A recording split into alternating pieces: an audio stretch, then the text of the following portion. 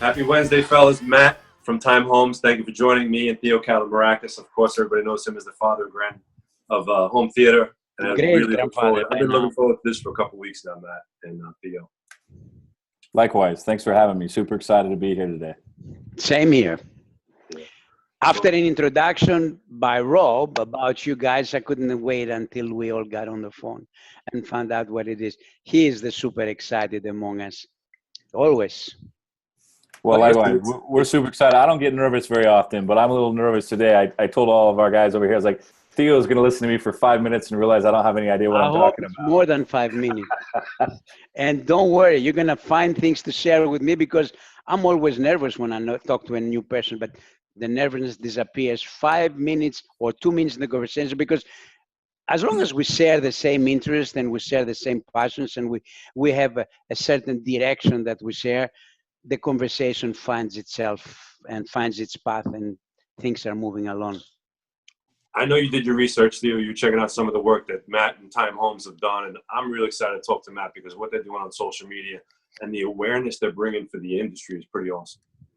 This is what really made me excited to talk to you today. I mean, Rob understands social media better than anybody in our company, and I'm kind of latching on to him to grab some of his wisdom. My problem is I don't always have the time to follow him like his shadow, like I should. But so when we have an opportunity like this, and he can talk about the impact of social media in our business and bring in what you're doing in social media, it's exciting.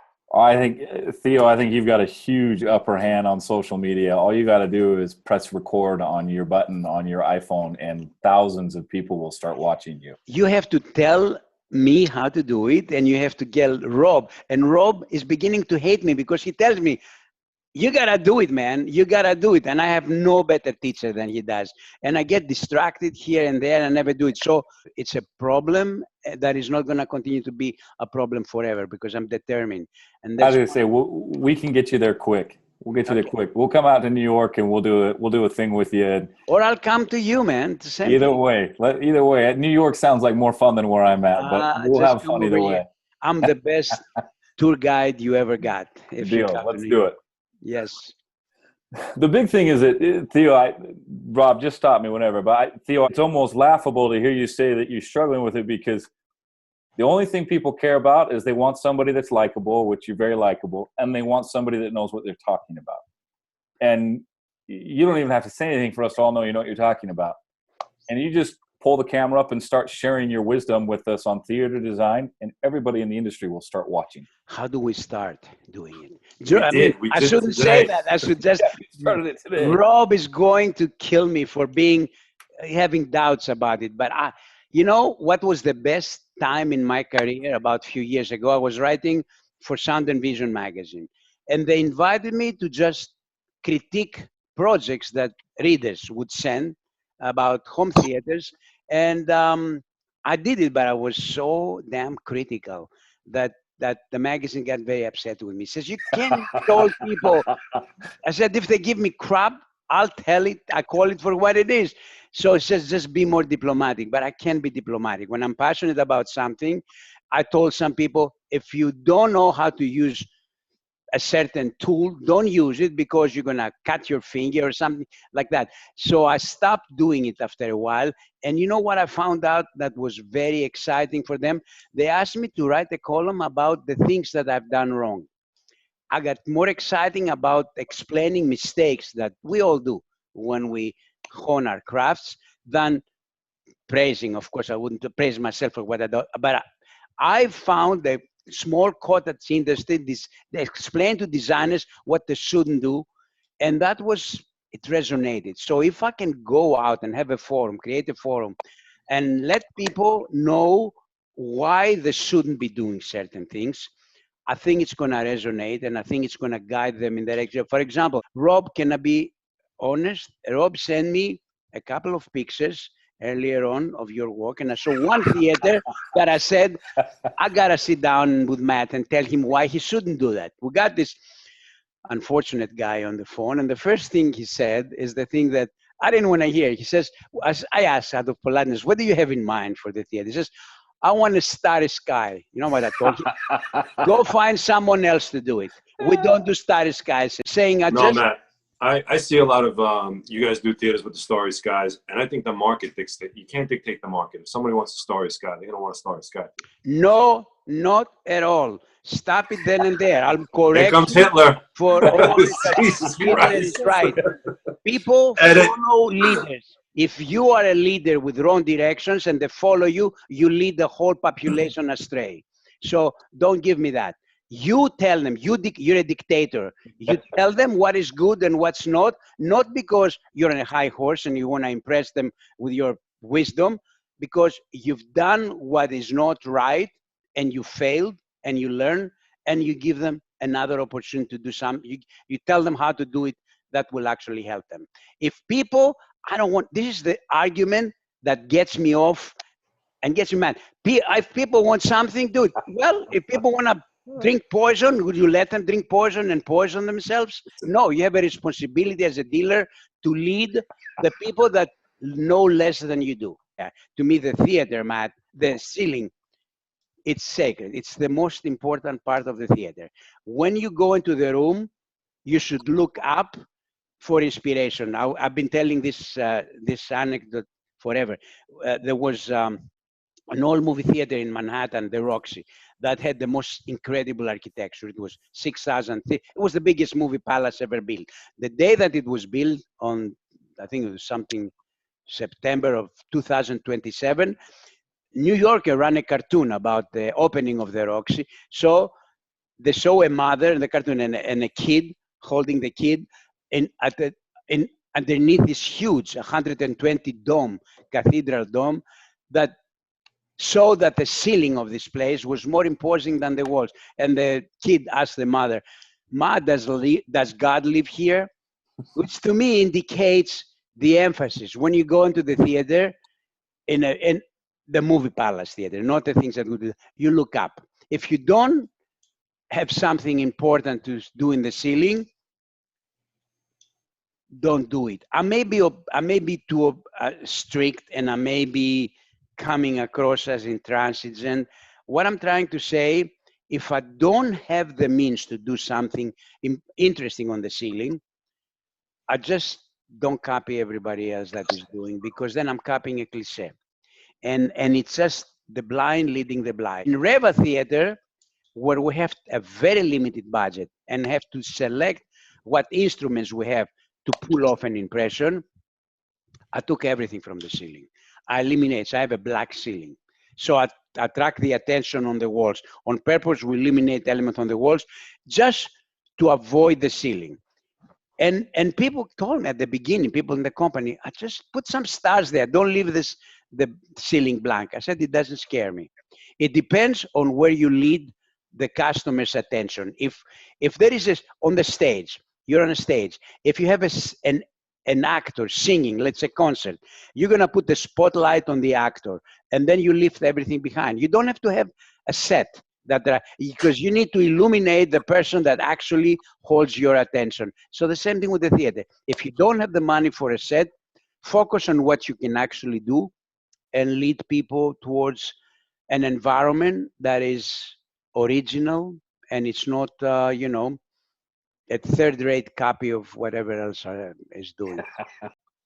Matt, with the images you guys are putting up and with the Instagram and social media, the business, you guys you've increased home theaters. Is home theaters growing for you? And I hate the word home theater. Okay, me too.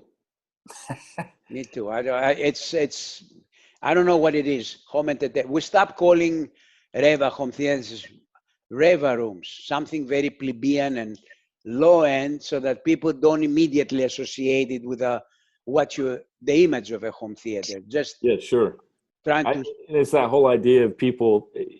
People want a media room, and they think that means they can't have a traditional theater, a projector, a screen, a good surround sound, because in their mind it's a bonus room or an open room theme. And I don't know why, but here in our market, we've got this open theme that we keep seeing repeating a lot right now. What do you define as open theme?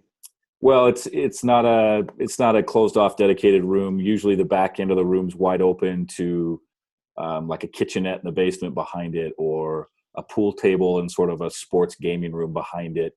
And people immediately go, oh, I can't have, you know, that traditional home theater in this space. And you're like, well, yeah, sure. There's some sacrifices you're going to make if you have an open room with your sound and you got lighting control issues you have to address. But you can still have that experience here in this room where your family wants to get together and your friends want to get together, and it transports you for 2 hours away from, you know, your life to the things that exactly you want to have that experience. You can still have that. And I think it goes back to what's happening with our social media, Rob, is that people come in regularly and they see images and they go, I didn't know that I could do a theater in that kind of a space. I thought I had to have this huge cement tomb somewhere in my house with no windows. And I had to have, you know, the perfect ideal space in order to have this experience. You know, then you get, it all follows, right? You get into budget. I thought I had to have this budget. I thought I had to have this size screen or this type of seating. And so much of it with the social media is it's been showing clients, like, if you want to have this experience, you can have it. Without having to have a $500,000 budget. Do what you know better. But the thing is look, Theo, if you or George or Rob said, Matt, come out here and help us do something, I would take you to the closest thing you can find to the Roxy Manhattan that still exists. And I would have you walk into that space on camera and tell us why you have an emotional experience in that space. Not talking about how it affects anything else, just that. Rob, we need to do that. That's and then golden. Then I would have you say, that's why when I designed this theater for somebody important that you're allowed to name drop, I got my inspiration from here. You do those two things in one video, and it will not matter. I tell you something, you give me such great ideas. God bless you. Rob, we're booked to go to Lowe's Kings in Brooklyn, which was restored. We tried hard to spend $90 million. It's the thing that inspired me to get into this business. Let's walk. I'll get a permission to go in, take the camera, and let you see the things that inspire me. I'm going to pinpoint, this is what I stole, this is what I stole. I say it with pride, because when you steal, it's not what you steal, it's how you put together. I see my quote-unquote stealing like writing a musical piece. You're not gonna, you steal the notes, you steal do, re, mi, fa, but how you put together, it creates a new melody, and this is what makes you be creative. You think that would be a good thing? I would have a blast going around the Lowe's King not think. Want to be really clear, not think at all, like absolutely certain. Okay. But I think this is critical. The second half of it is that you have to tie it back into what we're doing here by saying, this is the source of my inspiration. And you can say what you did to work there. This is the source of my inspiration and how it trickled into what it is now. Absolute, to home theater in general. And the credibility that you will derive from that one video will be tenfold any of the badges and things that you put Tell me something on your site. When are we going to do it? Let's do it. You guys tell me. I'll come out. I want to get back to talking about theaters and media rooms, though. Yeah, I was going to say it. Well, go ahead, Rob. So one of the biggest things, so you got the big screen, you got the great surround sound, you have the beautiful chair you're going to sit down in. The one thing that I've been pushing is no distractions. When you're in your office right now, I'm sure you hear something in the background. The first thing you do is close that door. And I don't think that message is being deployed or explained to the homeowner, that you have to have a distraction-free zone. And I use the word isolation, and Theo goes crazy. But I don't like it. I know. I know. You guys are fantastic. Yeah. So isolation, Matt. I heard you. Yeah. Give me a list of hot button words. It's okay. So do we have a shot at bringing back a dedicated room? And Dan Gupta and Theo have explained to me, we have a dedicated room to eat. We have a dedicated room to sleep. We have a dedicated room to hygiene. Why don't we have a dedicated room that allows us, like you said, to immerse ourselves in an experience, whether it's binge watching, gaming, watching a movie? Do we have a chance of bringing that back? Man, I think so. My answer is yes, but I think everybody's definition of that is different. And so for us, the purists in us, we like the legitimate dedicated room that's closed off. That's what we love. That's what we're used to. But for the homes that we've worked in, what I see is, to them, I mentioned these open theme rooms that have like a pool table behind it. To them, it's sort of that entire space is the dedicated room. And it's more of that entire area of the home is where they're going to cut loose. And that's not probably the definition you're looking at. Absolutely, yes, it is. You just described it. We're still struggling with half of the population saying that I don't want to be closed in a closed up room. And I think that's what I told Rob the other day. Let's not use the isolation tank as an example, because we kind of leave out half of the people that may not have the luxury of having an extra space, but they have a niche where they put the theater. So that whole thing, a client comes to you, and the first thing they want you to do is to agree with them and say yes to whatever it is they ask. It's like, and once they do that, all of a sudden they go, well, okay, good. All my reservations, all my concerns down. Now I'm interested in what else you might tell me. So you say, hey, can you do media rooms? Yeah, absolutely, we can do a media room. Oh, okay. And then all the reservations are gone. The walls are down. And now it's very easy to have a conversation. It's educating them about why they might want a more dedicated space or 3 walls on a dedicated space. And so what we've found is that we have a ton of clients come through the door that say, hey, we want a media room, that end up in a near dedicated space because initially we said, sure, we can do a media room for you. That's the way. And then they wanted to learn, they start saying, I'm going to invest 25, 35, 45K in a theater or my media room. Help me understand why I want my audio to be the way that I do. And all of that takes them back to, oh, you know what? I want a dedicated space because I get it now. When you guys market, you marketing, we do the fun stuff, or are you talking control when you approach or when you market? It seems like you're doing the fun stuff about the home theater. It's just fun stuff. If you want cool tech in your home, we'll help. Right. And we let them define for themselves what cool tech means. Because the second we try and define it, then they're not in my sandbox. Matt, I wish 90% of the industry was talking like that. Everybody's promoting technology because that's all they know. They know what the remote control is, know Alexa application. The fact that you're promoting the fun stuff, not emphasizing the technology, you create a comfort level with the end user that allows them to say, okay, you lead us. And you guys translate that really well, Matt. That's why I wanted you on the podcast, because your Instagram isn't filled with cardboard boxes or pictures of inside vans or holes in walls. You do the build out of the theater, which is interesting stuff. But it's always it's an experience you guys are always talking about. How can I be part of that experience? Can I just... It's called Instagram, Theo. Get on it. Let's go. Tag along with what you do. Okay, you have a job cut out for you after this call. You kind of drove the nail into the coffin today, Matt. You made me realize I cannot be on the sidelines anymore. Look at him. He's celebrating. The more content you and I create, the more successful we're going to be. And what Matt and Time Homes does for the industry it's amazing. It's unselfish and selfish at the same time. But the awareness that they're bringing to Instagram, to Twitter, to YouTube. Dude, you guys have been recording for quite a few years on YouTube. Yeah, for a little bit. That I know you don't even think about it, but the awareness you bring for the whole entire industry, I want to thank you. And I wish that there was another 1,000 dealers that would put up the same amount of interest and comment, and our whole industry would raise. I believe that's my opinion. Well, what's happening, and Theo, this is good for you to hear, right? Because we're a Utah dealer. We've got a pretty small area that we service.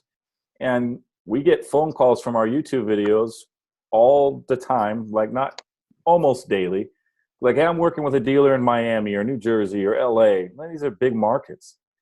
And they're like, hey, I watched your YouTube video and you explained that we could do A, B, or C, and the dealers locally is telling me I can't do that. Will you talk to my dealer and explain it to him? Is that and I laugh and I go, this is really common. Like, no client out there should be having to call their dealer and say, hey, will you talk to the YouTube guy?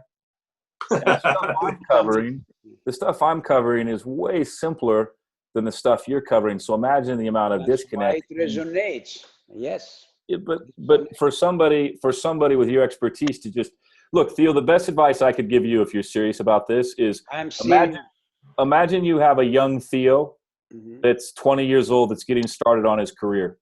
And you're going to teach that Theo step by step how to be the father of home theater in the 21st century. That's your content.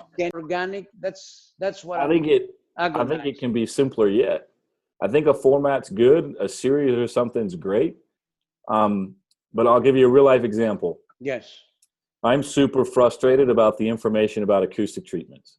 Mm-hmm. And I would pay good money for you to get on Instagram stories with Rob right after this and do 5-6 stories, unedited, unpolished, just as you are right now, and explain to me why I would or wouldn't use a diffuser, because I think they're ugly and I don't like the way they look in a room, but I get that there's acoustical benefits to them. Absolutely. And how do I do that in a way that's attractive? I see your Reva things and you've got photos of sports on the wall, but there's no diffusers.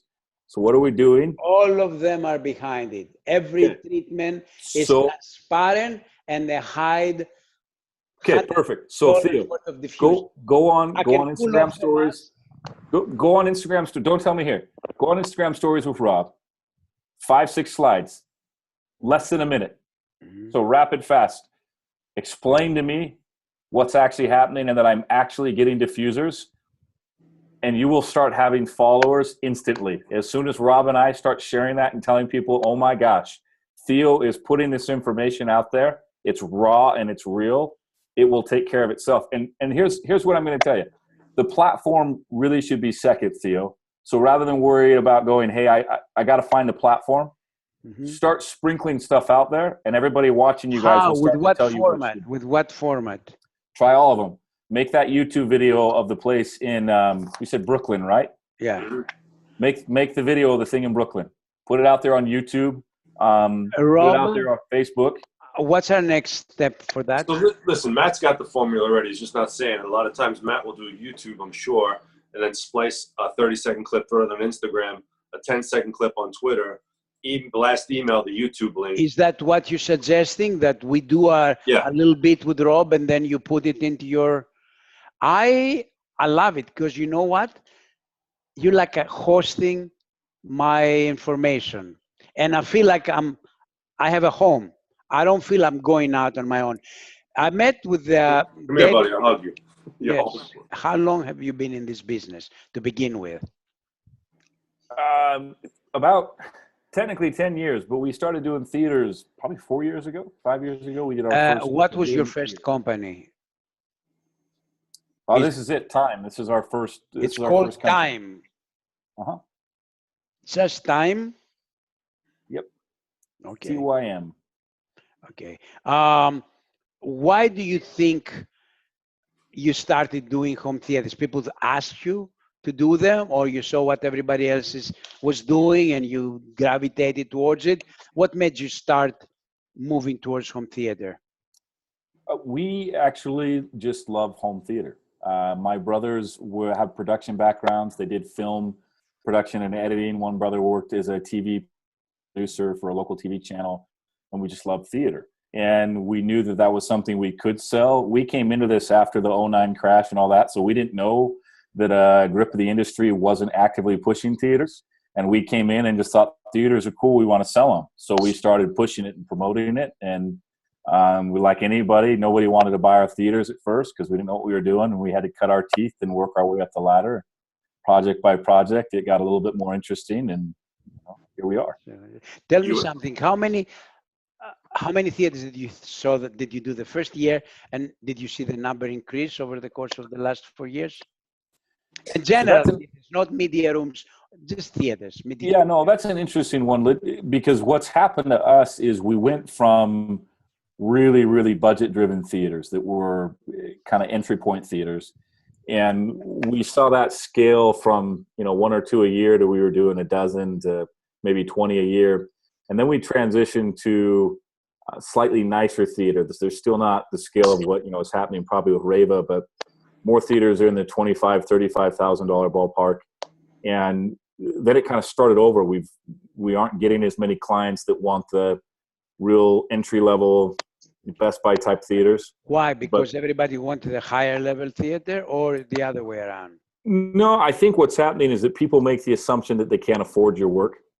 They see a product on Instagram and they make the assumption like, oh, I can't afford those guys. And so that's something we have to combat, is to constantly let everybody know, look, we have products for everybody. I remember the first time I sat down in a well-done home theater, and kind of had that experience. This is incredible. And I want to offer this because it's fun. You know, the dollar's secondary. The fun part is when the mom and the dad sit down with their kids and the theater fires up for the first time, and they're having dance parties or instantly calling the neighbors and the friends, and you experience that's the payoff. So you got two brothers, Matt? Yeah. And you answered the question of, I wanted to ask you, how do you guys generate that content? I mean, the way it's presented is really clean. You know, it's produced. You know, it's funny. My one brother, he's his background's in graphics and design. He's real comfortable with things like, you know, all the Adobe suites and After Effects. So he can quickly polish up a video in a hurry with all the extras. I edit most of our videos in iMovie. You know, and I've gotten where I can knock it out pretty fast, and then I send it to him. He puts some bells and whistles on, and then we launch it. You find little apps. Quick is a GoPro app that's really clever. It's free, and if you have something that you want to put on Instagram, like the worst thing with Instagram, right, is that we use the 15-second clock, and it takes us 2 minutes to tell something we really could have said in 15 seconds. But inside of Instagram stories, it's hard to shorten it. So you use Quick, and you load all of your files into Quick, and you shorten your 2-minute story down to 30 seconds, and then put that back into Instagram. You keep your views going because you've shortened and condensed that story, but still have all the information in the story that you needed to get out. That's fantastic information. I tell you, Matt, I'm just like, my ears are perking. But I would tell you the thing, and you mentioned this at the outset, Rob, the thing that we learned the hard way is we used to do whatever. You guys don't sound like you're going to do this, but I think it's worth emphasizing. We took photos of boxes and media racks, and nothing happened, and we couldn't figure out why. And our best performing content is us being us. It's like Brad stopping to get a Diet Coke at the gas station. Like Greg at CES had to keep hitting McDonald's every morning for breakfast. And you would not believe how many people have called us. How did he do that? Did he have an iPhone and was taking himself? Yeah, I was just in the driver's seat with the iPhone filming him. And Brad and I usually both run our iPhones just all the time when we go to events. We're both just guerrilla style, film everything. Like Rob is doing. Yeah, Rob is I like all the Rob's time. doing is fantastic. But the content that shows you being you, and it's more of a story about you, The one that speckled sells. in with a little bit of information, seems to perform the best. No, you guys are awesome. I mean, you're awesome on camera. You do it naturally, Matt. And again, just bring that awareness. But I appreciate the tips and tricks, man. Keep them coming. Absolutely. Have at it. Well, when we get together in New York, we can talk more. I mean, you guys, three brothers, wrestle and tussle and argue, or is it just straight fun? Pretty fun anymore. Backstory, we flipped homes, and it was a disaster. That's what you did? Yeah, we flipped homes, and we told everybody that's where we learned to be able to do a business together, because it didn't go well at all. We hated each other when we flipped homes. And then I went out and did door-to-door sales after that crashed and burned. And the thing that's always been fascinating about what we're doing here with social media is it really is digital door-to-door sales. And so I'm fascinated by that and really what we're doing here and how it relates. But when we came back and did smart homes, my brother Greg's kind of a techie wizard, just gets it and wraps his head around it. I don't. So there's no like real crossover. And Brad's a graphics guy. And I can't do graphics. So we each have our own role that's very natural. And so we get along a lot better in this environment. We've had a lot of fun. Where did the name Time come from, Matt? TYM Homes. Yeah. So my son's name is Ty Montgomery. And when I was a door-to-door salesman, when I needed an LLC to help with taxes, so I didn't get killed on taxes. So my son had just been born, and I created an LLC after him, Ty Montgomery. And when we started the company, there's a whole backstory to how we started the company because we had to fly under the radar for about 6 months. And we basically licensed and incorporated everything we had to do within like a week of opening the doors so that nobody would know what we were doing. And at that point, we realized we had to have an LLC, and it was going to take time. We had to have an established LLC. So we were like, well, look, I've got this one that I use for door-to-door sales. We'll use that, and we'll change it out later, come up with a different name later. And 6 months down the road, everybody goes, we like Time. Let's just stick with that. I love it. I don't think you heard Matt when he said he used to do door-to-door sales, and that's what this is. And that is brilliant. I mean, say it again, man. Well, so here's the thing. I've been saying this a couple of times, Rob, so you're making me feel good that you like that, because I love I've it. said it to a few places, but here's why this matters to me. The old marketing thing, right? 9% of the market is a potential client. 3% is actively looking for your product. 3% doesn't know who you are, but they know they want your product. And 3% doesn't know about you or your product. But all 9% are available. The industry at large is only after the first 3%. And that's where there's lots of competition. And the thing that's powerful about door-to-door sales is it puts you in access of the bottom 6% where there's no competition. And so you're taking your message direct to them, and you're building a relationship with them and convincing them they need your product and you're the company for them without any competition. There's no price bartering. You just convince them you're the man, that it's your product, your service, whatever, and they buy from you. And everything we're doing with digital marketing is door-to-door sales. It is taking and going after, forget the 3% that already knows. We're not worried about them, because frankly, whatever we say, they're not going to buy from us anyway, unless they had already decided to buy from us. They already know who they're going to buy from. They're just getting information from us. So I don't care. I'm after the 6% who are just cutting their teeth and looking for somebody to hold their hand. And that's what this does. Can you say that again? Where did you get that? Did you write the book? Come on, man. I never heard the percentages. Where's 9% of the market though? I heard that from a guy named Chet Holmes. He's a sales author, wrote a sales book. I forget the name of his book. He passed away, but Chet Holmes. And if you just look up that author, Chet Holmes, and that's the first place I heard it. You hear a lot of internet marketers and salespeople, frankly, guys like Brian Tracy, share similar numbers, but that whole idea of, sure, somebody today had spit out a different stat, but the idea, I think, is pure and it's there. There's a percentage that is actively looking for what we have. They know who we are. They know the product. And there's another batch of the market who would be interested in our product. It's like Atmos. When you say Atmos, how many clients who are buying a theater have any idea what Atmos is? So they know they want the product, but they don't know what the product is or what it does or who to buy it from. That's who we want. That's who we're after. And if you can be the person that shows up on their digital doorstep, answering their questions first and reliably, consistently, and give away the information for free without asking for anything back, then they want to buy from you. It's wild. People will call us up and they'll be like, I could go to Monoprice or Amazon and get it cheaper, but I appreciate how much you've helped me, so I'm going to buy it from you. Absolutely. Same thing here, man. They'll reach out and say, what do you sell? I just want to buy something. Like, well, yeah. Right. Because you provide value. But amazing. So the 9% is that like of the population, like wanting the home theater, what you guys provide? Like, what is it? Like 9% of buyers. Right. Just 9% of Amazon clients are interested in what you sell. How do we get that number up to 90%? Education. No, I mean, really. And it's funny. Everybody keeps asking me, like, what do you sell in a home? And I'm like, I don't care as long as my foot's in the door. Because once I get my foot in the door, I'm going to sell them all kinds of things. But I got to get my foot in the door. I always go back to Gary Vee and reference, and I'm telling you right now, that whole 9%, and this is digital door, that's Gary Vee right there. Yeah. I mean, that's beautifully said. He said he was in a meeting with Budweiser, and he wanted to do the marketing. And he said, well, Heineken this, and they're like, no, we don't want people drinking water. Like, we're going for share of throat. And that's how I feel. Like, I want to get in that house. I don't want them spending money on barbecues, lawn furniture, garden hoses. Like, I want them to look at what the tech reps has, what you guys are providing. Keep them out of Amazon. Keep them out of Best Buy.